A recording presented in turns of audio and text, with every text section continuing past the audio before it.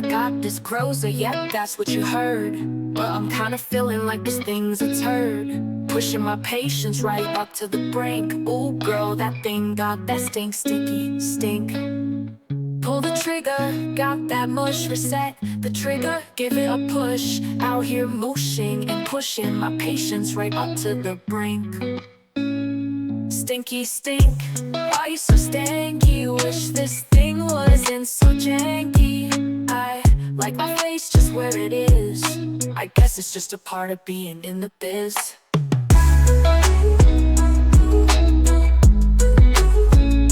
Stinky stink, why are you so stanky? Wish this thing wasn't so janky. I like my face just where it is. I guess it's just a part of being in the biz.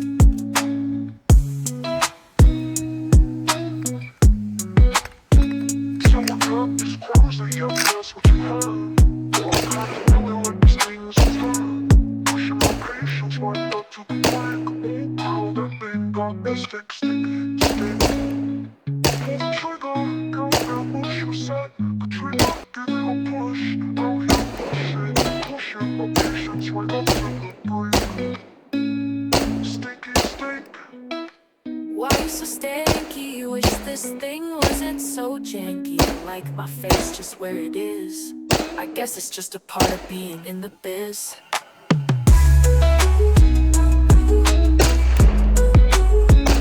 Stinky stink,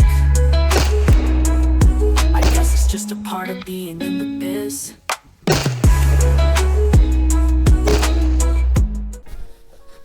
Alright, what's up everybody? Welcome back to another episode of Around the Fire. My name is Andrew, I am your host. You may recognize this fellow here from our previous video. This is part 2 of the Stuff and Things BPK-92 GROZA kit. I guess let's start with all the good things. Like I said in the original video, initial impressions of the kit was that the 3D print was of very high quality. Seemed to be made of some good material, carbon nylon, good stuff. Extremely lightweight and seemed like it was going to be very strong. I think there are some inherent design issues, however. So moving on from the cool factor and the fact that I can tell these people are trying to make a quality product. So take that with a grain of salt, because I am going to be rather objective in this video here. So getting into the negatives, as you saw in the original video, muzzle devices. From the front end here, muzzle devices do not seem to really fit this. The original crank style one would. This is a flash can from CNC Machine. It touches the sides, but it got us there finally. I don't have the original crank booster that comes off of these things. I have long since gotten rid of that. So yeah, front end needs to be widened out like a 1/2 inch. I mean, perfect measurement, 1/2 inch on both sides. And I think, you know, just this section here, from here back to here, that's all they have to do in that CAD program. Boom, boom, done there. Upon putting all this together, there's a gap between your top rail and this rail here. They give you a handguard thing to go over it if you want it. Or actually, you don't really get a choice. It comes in the kit. This is the optional part. But I used a riser, real low UTG riser, just to bind the two sections together, because this section here we had talked about in the first one, they have screws going down into this with Zerk fittings. I think the way to, first of all, I think a redesign is required here. Break it down into a couple more pieces, right? Print this and this front end here, okay, with a railed, just like slot, like a male and a female slot, so that one large top Picatinny rail fits over the female piece once both pieces are in place, and then just use some screws and nuts to connect that entire thing, and then you'll have one uniform monolithic rail and not two separate pieces. And it'll also take care of some of the rigidity issues, because the lower does not fit perfectly into the bottom handguard rotator when you put that in by itself without this top piece being screwed onto it and everything all kind of being bound together. There is a slight bit of play there. The linkage. This, to me, is the laziest part, although obviously development is required to figure things like this out.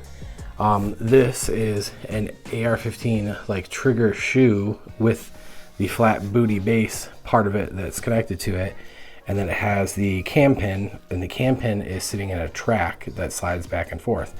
There is a bar linkage that comes back, then kicks over across the bottom to this side, kicks up and out this side, comes out, and then kicks back in, and then there's a shoe that goes over the trigger. There is some binding in that linkage. It's just not the best idea. It's a clever way of doing things, but the smart move here, because this system that they've put into place requires the pressure, the spring tension, I should say, for the return spring on the trigger. So that is the only spring in this firearm that is pushing this entire set of linkage forward. Initially, we were going to try to use a CMC drop-in trigger to maybe give it like a lighter pull, but there's no return spring in the front end, and the CMC triggers are so light, there's not a big push back on that trigger, enough pushback to push this entire linkage forward. And this is a factory Zastava trigger pack, and it still seems to struggle with it because this bar is rubbing in its channel and probably bumping in several little places. I took it back apart a couple times, messed with it. There were other people in other videos that said the same thing, that they messed with it and eventually they got it to go. Mine seems to kind of be getting a little bit better as it goes. You know, I put a few mags through it now. It just did not reset fast enough to do a quick boom boom follow up, boom boom, you know, because it's just big long chunk, deliberate, very deliberate pull and very extended reset that is gonna, you know, you could do a pop, pop, pop, pop, but you're not gonna get a pop, pop. You know, it's just not gonna happen with this in this form. Okay, other negatives. The original video you saw, the dust cover cheek piece snapped in half on us. When it hit the ground, it did not fall, but more than 3 feet, 3.5 feet from like waist height, like I said, and it shattered. I did go back and watch our original videos, and in our original videos, like when I first opened the box and I was going through the kit, I swear it looks like one side of this thing was already cracked coming in the mail. So that might have been a negative there. I don't know if that would have happened in shipping or if that would have happened from the factory. If that came from them like that and nobody saw that, that really sucks if they just put that in a box like that. But either way, the holes weren't drilled right in the first place. This is intended to be put on the Z BPK-92 with the pick rails. So you take your pick rail screws out, you put this on, and then you're supposed to use those screw holes. So either Zastava just inconsistently puts their screw holes all over the place, and this, you know, they couldn't do anything about it. But like I had said before in the first video, if they did like a sort of oblong channel, you know, 1 channel, 2 channel, then that would give you the play for those screws, because you're just using this to hold it down theoretically, right, in the first place. So yeah, but this thing needs to be thickened out, in my opinion. It's not in the way of anything. If you came out, you know, a few more centimeters on each side and gave it a little bit more robustness, and even I would say even just dare go higher and go over this, reshape it a bit, because this could still, you know, if this got you in a tooth or something on a lip, you know, like for somebody that wasn't aware that it was there and let it pop them in the face, that could be quite painful. Now, overall, my overall opinion on it, what is it going to be? Well, it's expensive, $360. Maybe I'm getting old, but $360, I feel like $360, maybe a little bit more, maybe around 400, 425, that I would expect this to be aluminum with a good trigger, you know? So I understand that, you know, the world's changing, and this is a small time company doing their own development and whatnot, so something to be said there, right? But $360 for a 3D printed product that, you know, I'm sure with this quality of printing and whatnot is happening pretty fast for them, and the material cost and whatnot is not there, and then obviously you're still paying for shipping. So I feel like somebody's making quite a bit of money on this, and I mean, good for them on that. But if that's the case, I would like to see further development of this sort of product, and I hope that there's going to be a Gen 2, and I hope that there's like a Gen 2 announced soon, or just talks of a Gen 2, or like, I'd like to see a company like this put out like development videos, or like something we're trying, or just like, you know, a little more communication there, I guess, is what I'm trying to say. Because when you jump in on something like this, where I feel it's sort of like an experimental thing, or like an alpha, or like a beta, or what have you, it's just like video game development. You like to feel like the developers are working with you, the community, and not just taking your money and running with it. And that's sort of how I feel about this product. I hope that there is future development for this sort of thing, and this is not just like a, oh, this is what we made, we're going to make money off of it until people decide that it's garbage or whatever, you know, whatever, until the popularity of it just fizzles out. And then just like most things in the firearm world, we're going to move on from that and just go do something else. You know, we made our money and deuces. Like I said, I don't know these guys. I've never met them before in my life, so that's not a personal dig. You know, I don't know their business practices. I don't know their business plans. I hope they have plans to continue and do more neat stuff and make it all better as time goes on. I did see that they're at SHOT Show again. I did see that they have some new 9mm stuff, and that's cool, you know. But like I said, I hope they listen to the community.